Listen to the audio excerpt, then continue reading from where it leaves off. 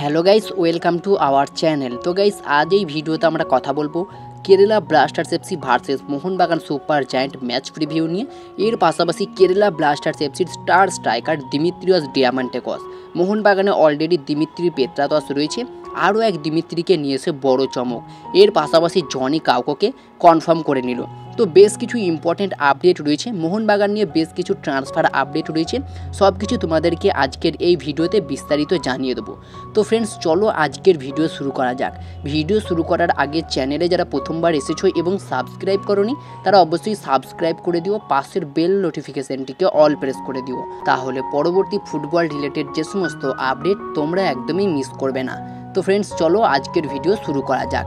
তো first of all যে আপডেটটা নিয়ে আমরা কথা বলবো সেটা হচ্ছে Kerala Blasters FC versus Mohun Bagan super giant match preview নিয়ে। তো এই দুটো টিম কিন্তু এই মরশুমে প্রথমবার মুখোমুখি হতে চলেছে এবারের আইএসএলে, আর দুটো টিমই কিন্তু অত্যন্ত শক্তিশালী টিম। তবে বর্তমানে মোহনবাগান সুপার জায়ান্ট পরপর 2 ম্যাচ হারায় কিন্তু বেশ কিছুটা স্থগিত রয়েছে তাদের পারফরমেন্স। তবে এই ম্যাচে কিন্তু ঘুরে দাঁড়ানোর একটা বড় কঠিন লড়াই কিন্তু আমরা দেখতে পাবো। আর মোহনবাগান তারা কিন্তু ঘরের মাঠে খেলতে নামবে। গত মরশুমে ঘরের মাঠে কেরালা ব্লাস্টার্স এফসিকে 5-2 গোলে হারিয়েছিল মোহনবাগান সুপার জায়ান্ট, আর এই মরশুমে কেরালা ব্লাস্টার্স এফসি তাদের কাছে অপরচুনিটি রয়েছে এবারের মোহনবাগানের ঘরের মাঠে এসে বদলা নেওয়ার। আর বর্তমান সময়ে মোহনবাগান টিমের খুব একটা সময়ও ভালো যাচ্ছে না, তাদের ডিফেন্স লাইন অনেকটাই দুর্বল হয়ে পড়েছে হেক্টর ওয়েস্টে আনোয়ার আলী না থাকার কারণেই। আনোয়ার আলী দীর্ঘদিন আগেই ছিটকে গিয়েছে এবং গত ম্যাচে হেক্টর ওয়েস্টে লাল কার্ডের জন্য না থাকায় বেশ কিছুটা অস্বস্তির মুখে পড়েছে মোহনবাগান টিম ম্যানেজমেন্ট বা মোহনবাগান টিমের হেড কোচ। তো খুবই জঘন্য পারফর্ম করে এফসি গোয়ার এগেনস্টে 4-1 গোলে হেরেছে। আর এই মরশুমে মোহনবাগানের সবচেয়ে বাজে হার কিন্তু এটাই, এর আগে এএফসি কাপে ওড়িশা এফসির এগেনস্টে হেরেছিল খুবই বাজেভাবে। তো এই মুহূর্তে মোহনবাগান হেড কোচ জুয়ান ফের্নান্দোর সামনে একটা বড় চ্যালেঞ্জ, এই ম্যাচ জিততে না পারলে কিন্তু তার ভবিষ্যৎ অনেকটাই অন্ধকার হতে চলেছে মোহনবাগান টিমে। অর্থাৎ এই ম্যাচে কিন্তু অবশ্যই জয় চাই মোহনবাগান টিমের। তো মোহনবাগান এই ম্যাচ জিততে পারবে। দুটো টিমের হেড টু হেড রেকর্ড অনুযায়ী মোহনবাগান অনেক এগিয়ে রয়েছে। লাস্ট 5 বারে মোহনবাগান 4 বার জিতেছে, 1 বার ড্র করেছে। কেরালা ব্লাস্টার্স এফসি লাস্ট 5 বারের মধ্যে একবারও হারাতে পারেনি মোহনবাগান সুপার জায়ান্টকে। তো বড়সড় রেকর্ড নিয়ে কিন্তু নামতে পারে। তবে মেন ভয় যেটা সেটা হচ্ছে ডিফেন্স লাইন নিয়ে কিন্তু অনেকটাই প্রবলেম থাকবে মোহনবাগান টিমের। উল্টো দিকে কেরালা ব্লাস্টার্স এফসির ডিফেন্স অনেক শক্তিশালী, লেস্কোভিচের মতো প্লেয়ার রয়েছে, প্রীতম কোটালের মতো প্লেয়ার রয়েছে এবং মিডফিল্ডে বেশ কিছু ক্রিয়েটিভিটি মিডফিল্ডারও রয়েছে কেরালা ব্লাস্টার্স এফসির টিমে।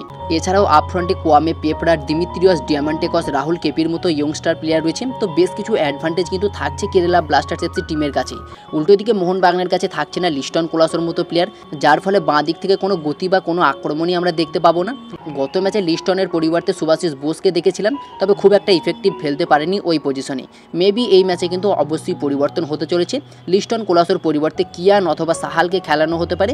তো এই ম্যাচে মোহনবাগানের লাইন আপ কেমন হতে পারে সেটা তোমাদেরকে একটু তাড়াতাড়িভাবে বলে দিই। অলরেডি ফুল ডিটেলসে ভিডিও চলে এসেছে চ্যানেলে, তোমরা গিয়ে চেক আউট করতে পারো। তো যে ফরমেশনে যেতে পারে সেটা হচ্ছে 4-3-3 ফরমেশনে। আর 4-3-3 ফরমেশনে মোহনবাগানের লাইন আপ যেরকম হতে পারে, গোলকিপারে বিশাল কায়েত, 4 জন ডিফেন্সে, বাঁ দিকে সুভাশিস বোস, ডান দিকে আশিস রায়, 2 জন সেন্টার ব্যাকে হেক্টর ওয়েস্টের সাথে সুমিত রাঠি, 3 জন মিডফিল্ডারে গ্ল্যান মার্টিন্স, সাহাল আব্দুল সামাদ, অনিরুদ্ধ থাপা, আর 3 জন আপফ্রন্টে, বাঁ দিক থেকে হুগো বুমোস, ডান দিক থেকে মনবীর সিং অথবা জেসন কামিংসের মধ্যে একজন, এবং অ্যাজ এ সেন্টার ফরওয়ার্ড হিসাবে দিমিত্রি পেত্রাতস।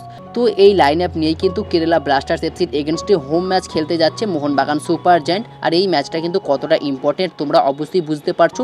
পরপর 2 ম্যাচ হেরে গিয়েছে মোহনবাগান সুপার জায়ান্ট, অবশ্যই এই ম্যাচে জিততেই হবে যদি লিগ শিল্ডের দৌড়ে তাদেরকে থাকতে হয়। আর কেরালা ব্লাস্টার্স এফসিকে তোমরা দেখেছো অসাধারণ পারফর্ম করছে বর্তমানে কোয়ামে পেপড়া, দিমিত্রিয়স ডিয়ামান্টেকস অসাধারণ খেলছে এই মুহূর্তে। তো দেখা যাক শক্তিশালী কেরালা ব্লাস্টার্স এফসিকে কিভাবে হারাতে পারে মোহনবাগান সুপার জায়ান্ট। মোহনবাগানও কিন্তু খুবই শক্তিশালী একটা টিম, এই মুহূর্তে আইএসএলের টপ একটা টিম। তো দেখা যাক মোহনবাগান কি পরিকল্পনা করে কেরালা ব্লাস্টার্স এফসিকে হারাতে। তোমাদের কি মনে হয় কোন লাইন আপ নিয়ে নামতে পারে মোহনবাগান এই ম্যাচে? অবশ্যই কমেন্টে জানিও। এর পরের আপডেটটা আসছে জনি কাউকোকে নিয়ে। তো ফিনল্যান্ডের এই দুর্দান্ত মিডফিল্ডার একসময় এটিকে মোহনবাগানের হয়ে পরপর 2টো মরশুম খেলে গিয়েছে। তবে গত মরশুমে চোট পাওয়ার পরে কিন্তু এখনও পর্যন্ত দলে ফিরতে পারেনি, খুবই গুরুতর চোট শোনা গিয়েছিল। তবে এই মরশুমে খুবই খুশির খবর, জনি কাউকো তিনি মাঠে ফিরেছেন এবং তার নিজের দেশের টিম এফসি ইন্টার তুর্কুতে তিনি অনুশীলন করছেন এবং নিজেকে পুরোপুরি ফিট করে তুলছেন। এবং মোহনবাগান সুপার জায়ান্ট তার ফিটনেসের প্রতি নজর রেখেছে। খুব সম্ভবত জনি কাউকোকে তারা আবারও ফেরাতে চলেছে, তবে এখনও পর্যন্ত চুক্তি বাড়ায়নি। জল্পনা থাকলেও কিন্তু এটাই সত্যি, মোহনবাগান কিন্তু আরও একবার জনি কাউকোকে ফিরিয়ে আনতে চলেছে। তো দেখা যাক জনি কাউকো আসায় মোহনবাগানের মাঝমাঠের যে সমস্যা সেটা মেটে কিনা। তো তোমাদের কি মনে হয়, জনি কাউকো যদি আবারও মোহনবাগান টিমে ফিরে আসে সেক্ষেত্রে কি মোহনবাগানের মাঝমাঠের সমস্যা মিটবে? অবশ্যই তোমরা নিচে কমেন্টে জানিও। পাশাপাশি মোহনবাগান দুজন ভারতীয় ডিফেন্ডারকে সই করাতে চলেছেন।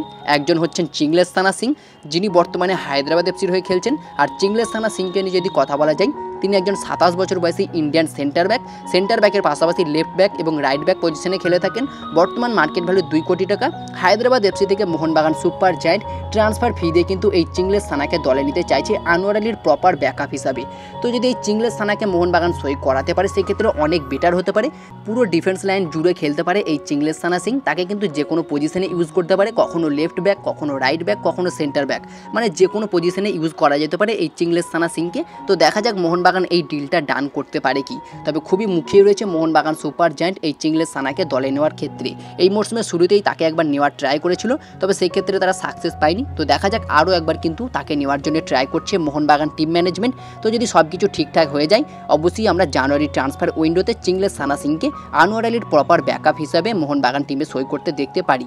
এর পাশাপাশি আরও একজন ভারতীয় ডিফেন্ডারের প্রতি নজর রয়েছে মোহনবাগান টিমের, যার নাম হচ্ছে সেভিয়ার গামা। আর সেভিয়ার গামা বর্তমানে এফসি গোয়ার হয়ে খেলছে, সেখানে খুব একটা গেম টাইম পাচ্ছে না, কারণ জয় গুপ্তা অলরেডি লেফট ব্যাক পজিশনে অসাধারণ পারফর্ম করছে বর্তমানে।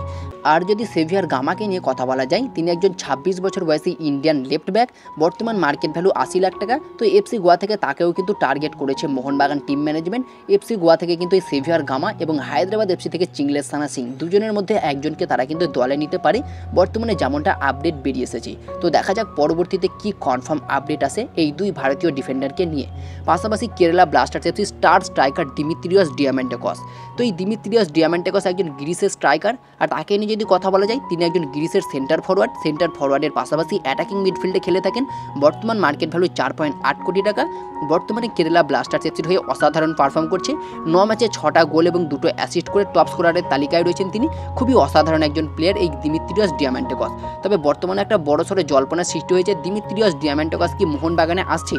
তো তোমরা একটা স্ক্রিনে ফটো দেখতে পাচ্ছ যেটা দিমিত্রিয়াস ডিয়ামেন্টেকসের। তো এই ফটোটা দেখে কিন্তু একটা সংশয় তৈরি হয়েছে, দিমিত্রিয়াস ডিয়ামেন্টেকসকে কি মোহনবাগান দলে নিতে চলেছে। তো দিমিত্রিয়াস ডিয়ামেন্টেকস বর্তমানে কেরালা ব্লাস্টার্স এফসির হয়ে অসাধারণ পারফর্ম করছে।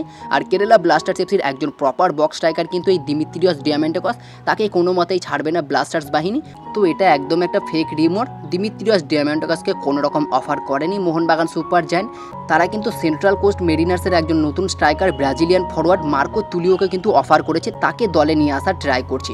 তো মার্কো তুলিও আসতে পারে, তবে দিমিত্রিয়াস ডিয়ামেন্টেকস তিনি কোনো রকম কেরালা ব্লাস্টার্স ছাড়ছে না, তিনি কিন্তু কেরালাতেই কন্টিনিউ করতে চলেছে। এটা কিন্তু পুরোপুরি ফেক রিমোট, এই বিষয়ে তোমরা কোনো রকম ধ্যান দিও না। তো ফ্রেন্ডস, এই ছিল মোহনবাগান রিলেটেড যে সমস্ত ইম্পর্টেন্ট আপডেট তোমাদেরকে জানিয়ে দিলাম। আই হোপ তোমাদেরকে ভিডিওটা ভালো লেগেছে। যদি ভিডিওটা ভালো লেগে থাকে তাহলে একটা লাইক করে দিও, আর চ্যানেলটিকে সাবস্ক্রাইব করে পাশের বেল নোটিফিকেশনটিকে অল প্রেস করে দিও, তাহলে পরবর্তী ফুটবল রিলেটেড যে সমস্ত আপডেট তোমরা একদমই মিস করবে না। তো গাইজ, দেখা হচ্ছে আবার নেক্সট ভিডিওয়। Bye bye, have a good day.